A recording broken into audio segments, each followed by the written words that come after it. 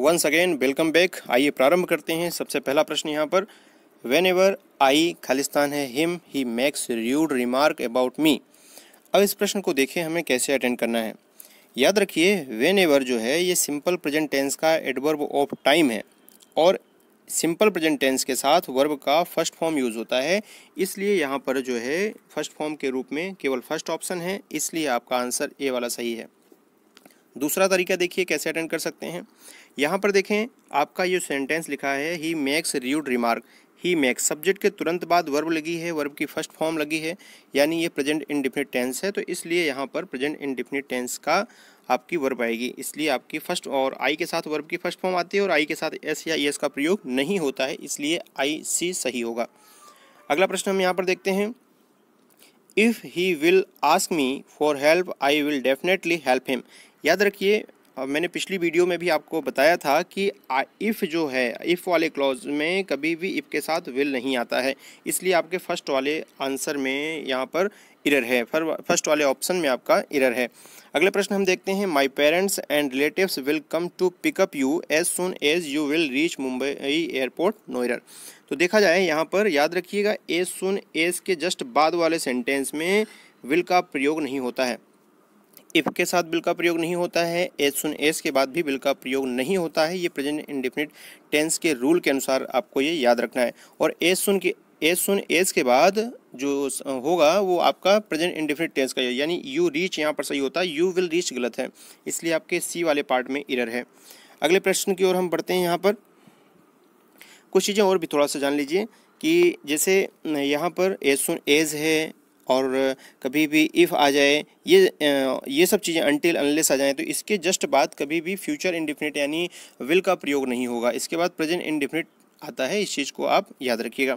अगला प्रश्न यहाँ पर देखते हैं, she will come to meet you as soon as. फिर देखिए यहाँ पर पिछले वाले एग्जाम्पल में देखें मुंबई वाला एग्जाम्पल था, यही एग्जाम्पल अगर देखा जाए अगले एग्जाम में फिर आया हुआ ये क्वेश्चन है, एज सुन एज के बाद हम देखें तो बिल नहीं आता है, ये मैंने आपको बताया था। सर पहले आया है, पहले आ सकता है, पिछले एग्जाम्पल में भी अगर देखें आप तो पिछले एग्जाम्पल में भी विल यहाँ पर यूज़ हुआ था, तो पहले बिल हो सकता है, लेकिन एज सुन एज के बाद जस्ट बाद अगर हम बात करें तो बिल का प्रयोग हमें नहीं करना है। अगला प्रश्न यहाँ पर देखते हैं, इसलिए अगर देखें तो यहाँ पर जो गलती है वो सी वाले भाग में गलती है। अगले प्रश्न की ओर हम बढ़ते हैं, unless there is not an emergency at home I don't या do not take a leave and sit at home और नो एरर। तो देखिए अनलेस और अनटिल जो है ये दोनों के दोनों नेगेटिव मीनिंग देते हैं, इस चीज़ को आप याद रखिएगा। तो जो अनलेस है, अनलेस वर्ड जो है, अनलेस के बाद नोट का प्रयोग नहीं करना है, इस बात को आप दिमाग में एकदम याद रखिए। याद रखिए अनलेस जो है, अनलेस अपने आप में नेगेटिव मीनिंग देता है, इसलिए इसके साथ कभी भी नोट का प्रयोग नहीं होता है, इस बात को आप याद रखिए। इसलिए गलती किस पार्ट में है, आपके ए वाले पार्ट में इरर है।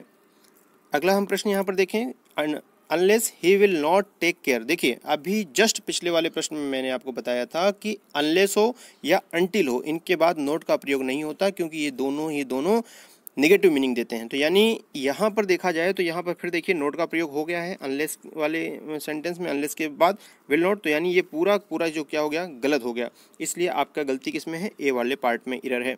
अगले प्रश्न की ओर बढ़ते हैं हम। यहाँ पर फिर देखिए एक क्वेश्चन आपको फिर देखिए, एज सुन एज है, इसके जस्ट बाद वाले सेंटेंस में विल का प्रयोग किया गया है।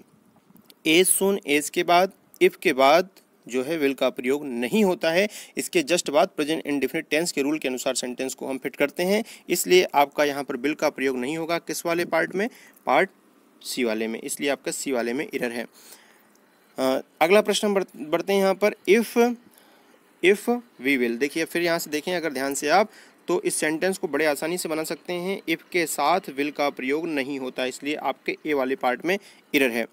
देखिए इस जितनी भी वीडियो में मैंने क्वेश्चन अरेंज किए हैं वो एक सीक्वेंस से अरेंज किए हुए हैं, और यदि आप वीडियो को देखें तो कृपया करके शुरू से अंत तक एक क्रम में देखें, उससे आपको पूरे कॉन्सेप्ट को समझने में बहुत ही आसानी होगी। यदि इससे पहले वाला वीडियो आपने नहीं देखा तो पहले आप उसे क्लियर करें, इसके बाद इस पर आएँ, और इसके बाद वाले पार्ट पर आएँ। एक के बाद यदि आप एक क्वेश्चन देखते हैं तो यकीनन आपका ये जो डाउट है वो 1% भी आपको डाउट नहीं रहेगा। अगला देखिए यहाँ पर क्वेश्चन है, I always for a walk every day. देखिए कभी भी अगर ऑलवेज वर्ड आ जाए तो ऑलवेज के साथ याद रखिएगा वर्ब की फर्स्ट फॉर्म यानी ऑलवेज के बाद प्रेजेंट इंडेफिनिट टेंस या तो फिर पास्ट इंडेफिनिट टेंस का ही प्रयोग होगा, इसको अच्छे से याद रखिए। लेकिन यहाँ पर एवरीडे लिखा गया है, एवरीडे जो है ये प्रेजेंट को शो करता है, तो यानी डेली रूटीन को शो करता है। तो इस वजह से देखें यहाँ पर वेंट भी लिखा हुआ है, यहाँ पे गो भी लिखा हुआ है। अब यहाँ कंफ्यूजन होगी सर इंडेफिनिट में या तो प्रेजेंट इंडेफिनिट आ सकता है या तो पास्ट इंडेफिनिट आ सकता है, लेकिन अब दोनों में से क्या आएंगे? तो देखा जाए तो एवरीडे ने हमें क्लियर कर दिया कि ये प्रेजेंट की वर्ब यहाँ पर आएगी, इसलिए जो सही आंसर होगा वो आपका होगा गो। अगला प्रश्न है यहाँ पर he very little when there are stranger, he very little when there are strangers present.